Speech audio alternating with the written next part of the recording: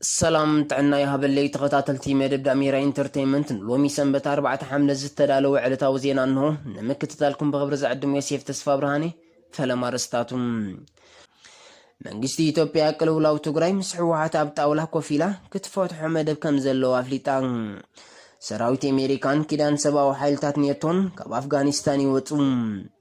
ሃገራት ኤውሮፓ ሓድሽ ማዕበል ለበዳ ኮሮና ቫይረስ የንጸላልወን ኣግራው ማዕከን ገንዘብ ንሱዳን ናይ 50 ቢልዮን ዶላር ዕዳ ሰሪዙላ ኣብ ካናዳ ብሰንኪ ተኸሲቱ ዘሎ ብርቱዕ ሙቐት ባርዕ ጫካታት የጋጥም زغبركم تعذبتنا مسرسات زينا يخم تنحكم زرزراتو يسعب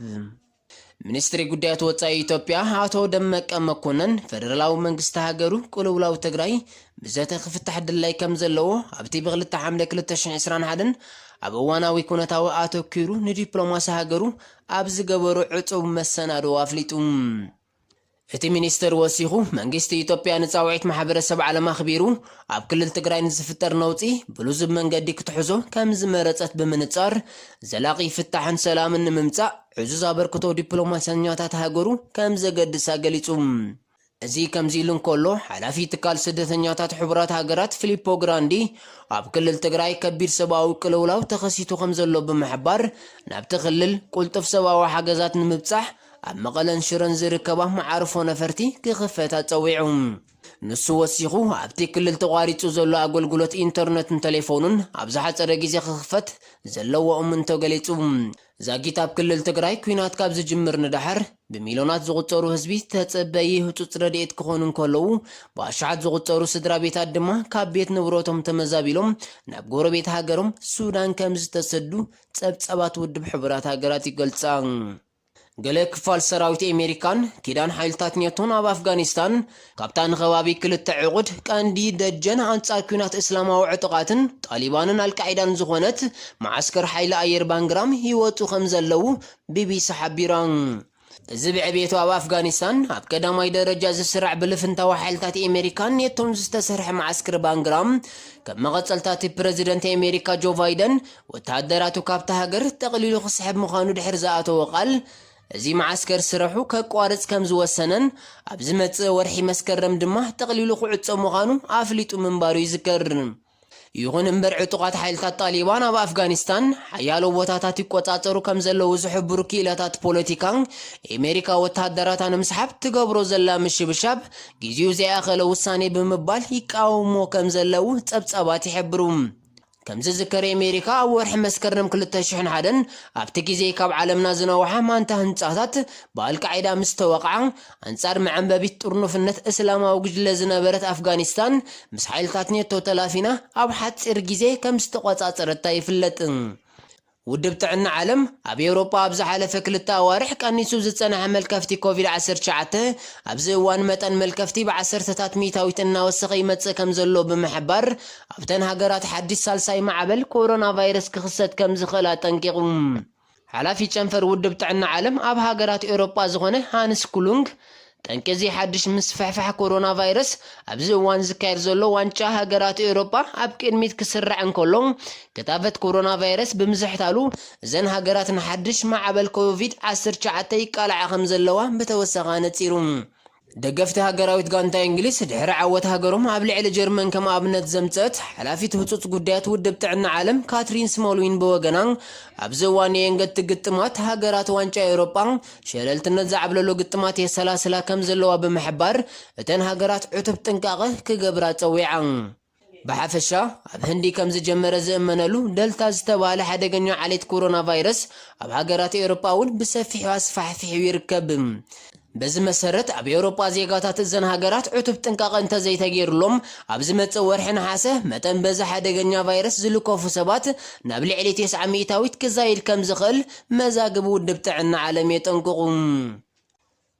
ሱዳን ፖለቲካዊ ምርጫ ንምግባር ኣብ እትዳለወሉ ዘላ እዋን ዝሓለፈ ሰሙን ሃገራዊ ማዕከን ገንዘብ ዓለም ናይ 50 ቢልዮን ዶላር ዕዳ ከም ዝሰረዘላ ብምፍላጥ ብተወሳኺ ንህይወት ቁጠባት ሃገር ዝውዕል ናይ 2.4 ቢልዮን ዶላር ደገፍ ክገብረላ ምዃኑ ዓቢሩ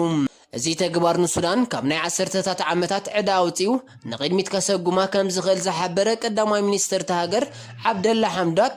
ሃገራዊ ማዕከን ገንዘብ ንዝወሰዶ ውሳነ ኣመስጊኑ እዚ ከምዚ ኢሉ እንከሎ መሰጋገሪ መንግስቲ ስሩሑ ከበቅዕ ዝደልዩ ዜጋታት ተሃገር ሓድሽ ምርጫ ብቁልጡፍ ክግበር ዝጽውዑ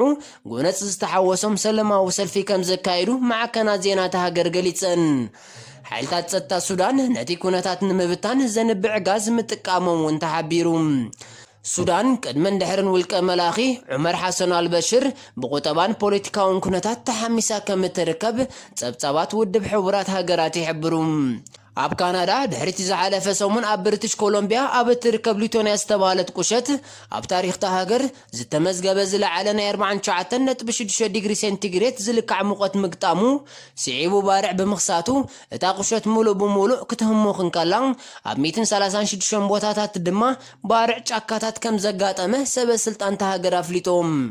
ነዚ ስዒቡ ኣብቲ ከባቢ ዝሓለፈ ሐሙስ ዝሃረመ ብርቱዕ በርቂ ዝተሓወሶ ዝናብ ነቲ ኩነታት መሊሱ ከም ዘጋደዶን ተወሳኺ ባርዕ ጫካታት ከም ዝፈጠረን ሓላፊ ህዝባዊ ኣገልግሎት ናይቲ ዞባ ክሊፍ ቻፕማን ኣፍሊጡ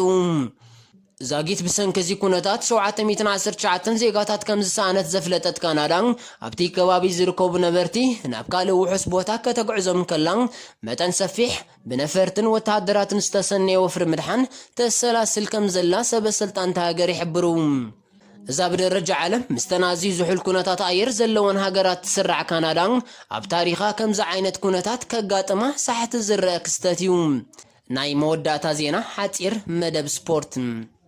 لتقاطعت كل عامታት ዝተዘርበላ ፊልም መስርሕ ምስግጋር ጆርዳን ሳንቾ ብ73 ሚሊዮን ፓውንድ ካብ ዶርትመንት ናብ ሕቁፋ ኣትያ መኸተምታ ዝገበረትላ ማንቸስተር ዩናይትድ ሕጂ ድማ ኣንፈታ ናብቲ ካልእ እንግሊዛዊ አጥቃዒ ክለብ ኤቨርተን ዶሚኒክ ክለቨንት ሎዊን ብምጥምዛዝ ንቀዳማይ መስመር መጥቃዕታ ተወሳኺ ሓይሊ ክትፈጥረሉ አንቂዳ ክትብል ዘሳን ኣብ ገጻታ ስፊራ ሶልሻየር ነዚ ኣብ ኩሉ ውድድራት 2020-2021 ንኤቨርተን 21 ጎላት ዘመዝገበላ ወዲ 24 ዓመት ቆማታት ቃይ ካብ ነዊሓት ሒዙ ያርፎ ከም ዝነበረ ወሲኻ ዝሓበረት ዘሳን ምናልባት ብናይ ቀደም አሰልጣኒው ካርሎ አንቸሎቲ ካብ ሪያል ማድሪድ ጻውዒት መጺዎ አንፈቱን ተዘይጠምዚዙ